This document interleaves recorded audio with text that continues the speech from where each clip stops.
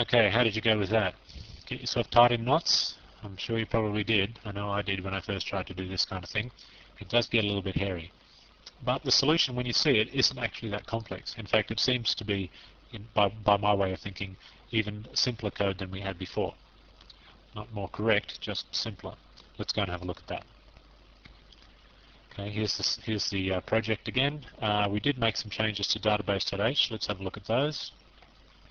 Where were the changes? From memory, they're right down here. Actually, the only changes are that now OpenFile and SaveFile take different parameters. Instead of a pointer to a CD, it is now a pointer to a CD, and the same here.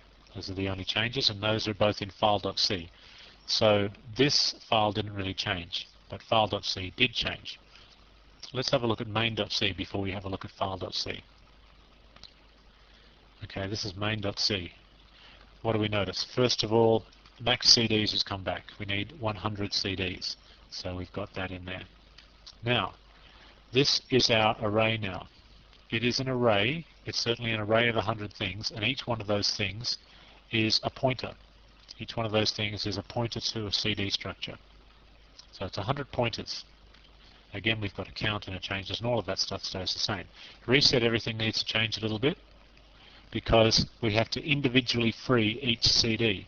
So, depending on how many we've got in our list, free each one. Obviously, we only do that if there are some to free.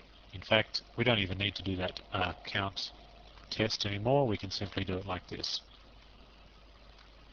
Because if count is 0, then we would simply never go into the loop in the first place.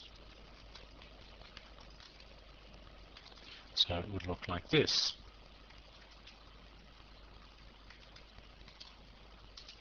Okay, got there eventually. So the loop wouldn't even run once if count was 0. But notice that each one of these elements of the array is in itself a pointer, and it can thus be passed to the free program, or the free function. Are you sure it doesn't change? File new doesn't change.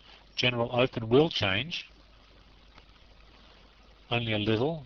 It's got its own temporary array of pointers now, and it works pretty much the same way as it worked before. We go to OpenFile and read the new array in from OpenFile. I'll have a look at OpenFile in a moment. And if that's succeeded, then we reset everything, which frees up the original list, removes everything from the original list if there was something, set the new count. Now we need to actually copy the entire set of pointers from one array to another. In other words, we need to copy an entire array. Just copy all the pointers. We don't need to copy the things that the pointers point to. We just need to copy the pointers themselves. I know that's a little bit of a tricky one. That's probably the most difficult line of code to understand in the entire program. Why are we copying just the pointers here? Surely we should be copying the things that the pointers point to, in other words, the CDs. Well, no, we don't need to. The CDs have been mallocked, and they're sitting in memory in various places scattered around memory, and we have a collection of pointers all in a line, an array of pointers that point to those various areas of memory where the CDs are. All we need to do is create a second collection, if you like. This will be the second collection of the second array of pointers that point to those same memory locations. So we use memcopy to do that. Memcopy is the best way to copy an array. You can use a for loop if you want to achieve exactly the same purpose, as long as you make sure that you're copying pointers, you're not copying the contents of the pointers. Okay, let's move on. Okay, that doesn't change. General save. This will not change very much. Changes just a tiny bit because this, well, I don't think this changed at all. This, we have to pass in the CDs, and the CDs are right there. Now it's a pointer to a pointer rather than just a pointer, but it is passed in just the same. And so, no, we don't actually need to change anything. And that doesn't change. None of that changes.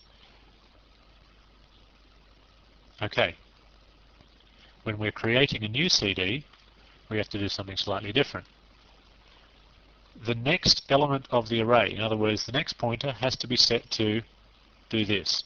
Now, all that's a very, very simple little function that. It's in utils.c. All it does is it calls malloc, and asks for 1 CD's worth of data, or 1 CD memory area, and if it fails, it just exits the program with an error message. That's all it does. So we assign the value that it gives us, which is the value that it gets directly from malloc, into one of the elements of our array. And each element of our array is a pointer. And then we say, right, the contents of that pointer now is this CD. In other words, we do a structure copy. And we increment the count. Okay, so that changed a little bit. And the display is not very different. The only thing that's changed is this. It used to require us to take the address of it so that we could get a pointer out of it. But now it's a pointer in its own right. So there's a little minor change there, very minor. And display all has got an absolutely identical change right there. Very minor again. And quit doesn't change, display menu doesn't change, none of this changes, and that's it. So all we need to do now is look at utils.c for that very small function, the allocate 1 CD function, and then file.c, and then it's very, very simple. Here's utils.c. Like I said to you, the function in here is very, very simple. Allocate 1 CD. You pass it no parameters, and it will give you back a pointer to a new allocated CD structure. So we simply ask for that many bytes of memory. Notice that is the size of the contents of the pointer, not the size of the pointer itself. Even if the pointer doesn't yet point to anything, this expression, size of the contents of the pointer, will still be valid. Believe me, that's true. And it just simply prints an error message if it couldn't do the malloc, exit the program, otherwise it just returns the value that it got from malloc.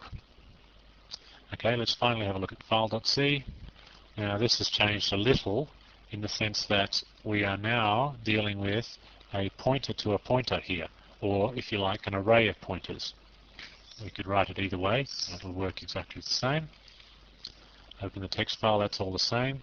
And now we are simply writing that piece of information. That is a pointer now. We used to have to take the address of that.